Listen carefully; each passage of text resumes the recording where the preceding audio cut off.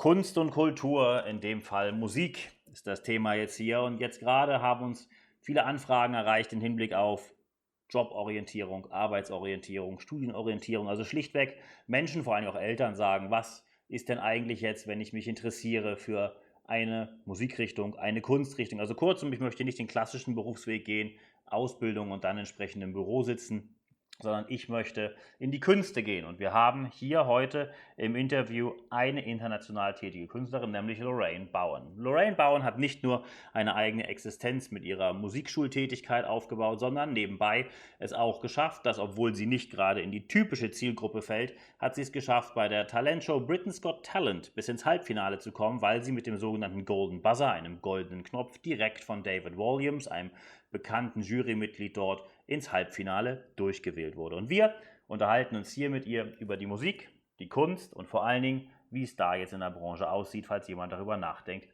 hier Schritte zu gehen. Das Interview wurde in englischer Sprache durchgeführt. Having a career in the creative industry isn't that easy, and we received quite a number of emails of people who are now reconsidering their career, and of course also emails from parents who say, I have someone at home who's now called young talent and they don't really know where to go, but they think about getting into the creative industry with a focus on music. I have an international rock star here today, known from Britain's Got Talent. Hello and welcome, Lorraine Bowen. Hello, everyone. Lovely to see you or hear you, Niels. Yeah, I think it's hear you on the podcast. I'm quite sure. So, of course, we have a very international audience here. So I just have to give heads up to all the German listeners we have here. The next 10 to 15 minutes might contain traces of what is formerly known as humor. So it might shock many of you, but I think it can be quite helpful, especially in the situation where we are now. So Lorraine, you went on Britain's Got Talent with an act which is, let's say, not the standard of what normally shows up at Britain's Got Talent. And just for our audience, how did you get the idea to do the act you're doing now? Because having an ironing board is not the standard equipment of music, is it? Oh, it's so funny that people call me an act, because it's not really an act. It's just myself putting on some high heel shoes and some dresses and turning into a much different person than I am normally. So I suppose it would be called kind of natural drag. Natural drag. But it's something I've done for, well, years and years and years, decades actually. I started in about 1989, before most people were even born. And at the time, there was a wonderful variety program going on in London. It was called New Variety. It was cabaret. It was well, there was no lip syncing. There was all comedy. It was sketches. It was very much a different thing than nowadays. Nowadays is very stand-up orientated for comedy, but in those days, comedy had very much a wide, broader appeal. So let's just, for some of you, especially again for our German listeners, you may not know Britain's Got Talent. It's the equivalent to what we have in Germany of super talent. So people show up, have a certain talent, and just to give a bit of impression how it went, we're just going to listen now to the first 30 seconds of Lorraine's act when she started at Britain's Got Talent. Okay, good luck. Hooray, let's go.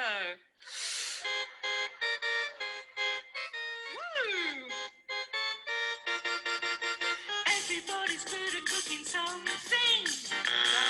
Cooking crumble. In fact, I've got one in the oven. Would you like some? Bits of custard, a bit of cream. It reminds you of your best dream. Anything you it's anything. So let's just stop it there. So you went on Britain's Got Talent. Within 30 seconds, Simon Cowell, Amanda Holden, and Alicia Dixon pretty much buzzed you out. What did you think in that moment? I actually couldn't hear that because the editing of the program is so different to what you feel when you're on stage. There was a huge amount of noise from the audience. There was 2,500 people in that audience, and what with the air conditioning going at full pelt and just the sound of the auditorium, I don't think I was so focused on my little 1.5 minutes. I was going to get through that if it killed me. So I didn't even hear the buzzers. I didn't know what was going on, actually. I just kept going. Keep going, everyone. Just keep going. Brilliant. And it was David Walliams who golden buzzed you straight to the semi-finals. So now when we talk about it, when I started this podcast, which is not that long ago, and I told people, send me emails, especially in this situation, which we have now with topics you'd like to have covered. There are many people who have young children who strive for a career in the music industry, in the creative industry. And needless to say, some parents are quite scared about the future of their parents. I saw that, correct me if I'm wrong, but you studied music at the University of Surrey. Is that correct? Yes, I studied music to degree level. I've always absolutely loved music. Absolutely loved it. In fact, sometimes it kind of grips you rather than you gripping it. It just comes into your life, and then it kind of strangulates you in the most wonderful way. Do you understand that? Yes, absolutely. So you're helpless, really. You're helpless in music's thrusting hands. Okay. Would you say it is important that, because of course some people say, I don't need to go to university in music, I just go to different labels, I'm just going to start my career and try to do it on my own. Would you say that your professional education at university was vital or crucial for your career? I think that learning any subject to a really high level is fantastic.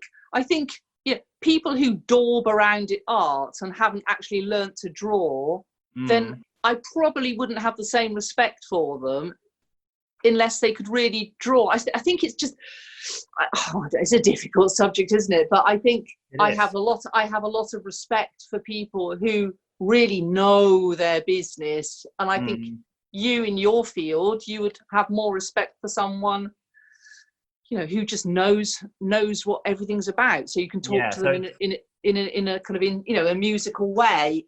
It depends what you want to do. It's such a wide thing, but honestly, to answer your first question, I'd say do not go anywhere near the music business, because it kind of doesn't exist at the moment. It's not a business. Basically, if I'm a creative type, I write all my own songs. I've written 6 albums of songs, and I get 0.000, sometimes another 0.07 pence per stream. So you can imagine, I'm not very good at maths, as you can imagine. Because if I was, I would not be in the music industry. I'm just about to pay a solicitor to sort out my house, and the initial cost is £1,500 just for starting the conversation. And I realize I'm in the wrong business. So you would say, getting back to the university aspect, it's rather more about having the knowledge than having a piece of paper and a degree, but you should have the knowledge, properly learned what you do, to have the respect. Say that. It's difficult, because if you are a folk singer, then you don't go to university and study folk music. Probably you go around the world and you record folk singers, and you become very much entrenched in the world of natural voices and things like that. So it completely depends what you do. I think I thought about this quite a lot, and I think classical music is one of the last bastions of art where you cannot fake anything.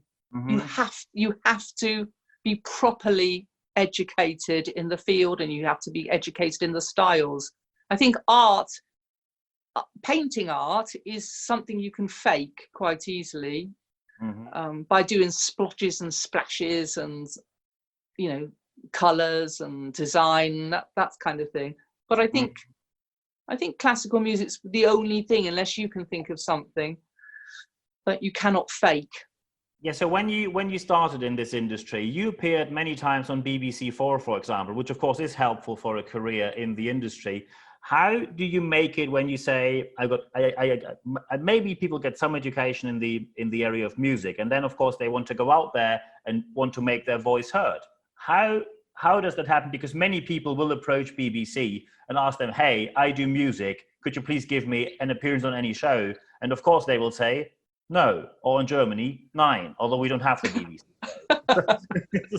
Well, you're kind of 10 years behind when you say that, because really what you have to do in life in all areas is to create your own world. You create your own art, you create your own thing, and then you make that thing successful, and then you can approach the BBC or something. You have to make a name for yourself, and I think in these times it's very much easier to do that than when I started off, because to make a CD, for example, cost about £6,000 to create to physically make a CD, but now you can put it out for much less money. So it's easy to create your own world and create your own little business.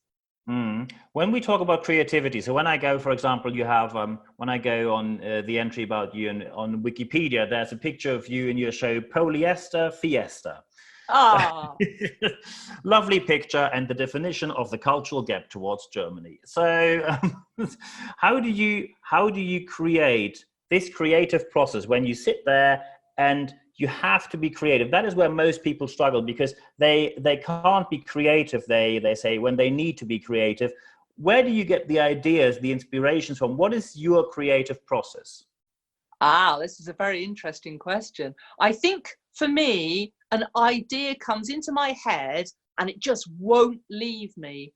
And I feel that happens to a lot of very creative people, that it's not me thinking, oh, I have to invent a show. Oh, I hate that idea so much. I hate that. I hate people who say, oh, I create work, or I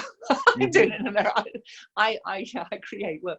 No, it's the idea comes to you and it nags you. Do you understand that word? It nags, yes, nags, absolutely. And nags. Yeah, it just won't leave you. And so you have to work on that idea. And for me, polyester, we say polyester, polyester has been a passion of mine since I was at least 16 years old. And I used to go to jumble sales, which are little kind of fates and things. And I used to pick up lovely metallic dresses and wear them, and I collected them. And then suddenly, in my 50s, I decided to create a show.